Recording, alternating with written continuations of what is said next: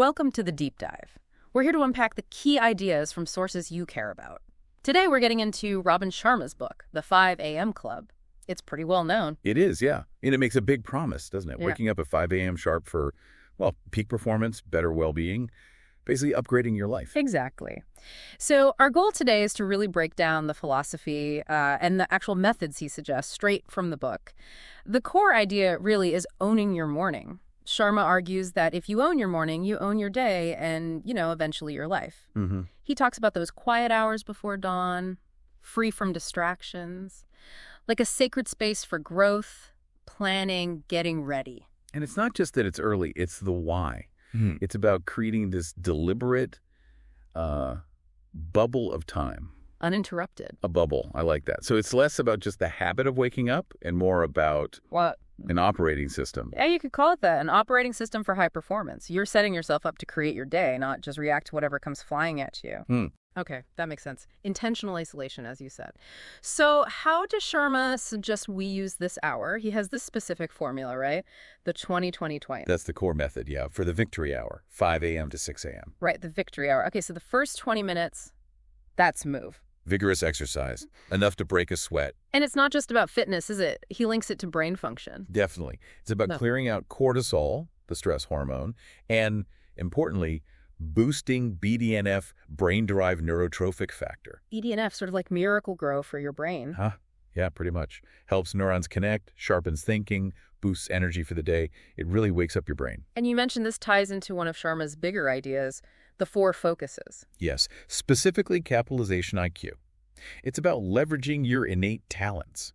By firing up your body and brain first thing, you're preparing to actually use those talents effectively all day long. It's an investment. Got it. Okay, so after 20 minutes of moving, what's next? The next 20 minutes are for reflect. Reflect. So meditation, maybe journaling, gratitude lists, planning the day, quiet thinking. Exactly. Any of those. Deep reflection. It sounds simple, but carving out that time just to process and be still. In our world, that feels pretty radical. It really is.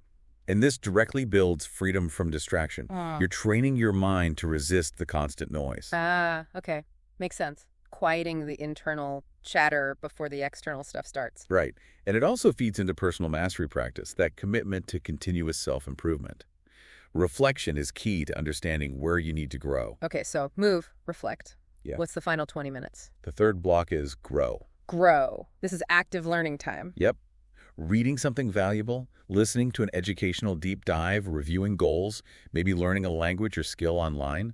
Intentional input. And this connects to the other focuses. Absolutely. This is crucial for day stacking. Think of it like laying down a solid brick each morning. A brick of knowledge or progress. Exactly. You consistently make these small wins, these small investments in growth, and they stack up, they compound over time into something really significant.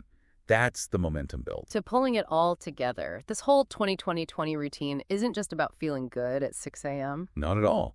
It's designed to build discipline, boost productivity, spark creativity, lower stress, all through the day. And foster that sense of purpose, maybe even peace. That's the goal. It's really about intentionally designing a powerful start that fuels you on multiple levels: mental, physical, emotional, even spiritual, which the idea is leads to more success and fulfillment overall. It's a compelling framework, but it does make you think. Yeah, it brings up a key point, really. Maybe it's not just about the 5 a.m. specifically. Maybe it's more about the intentionality behind how you start your day, whatever time that is for you. That's a great point. It leads to the question for you, the listener.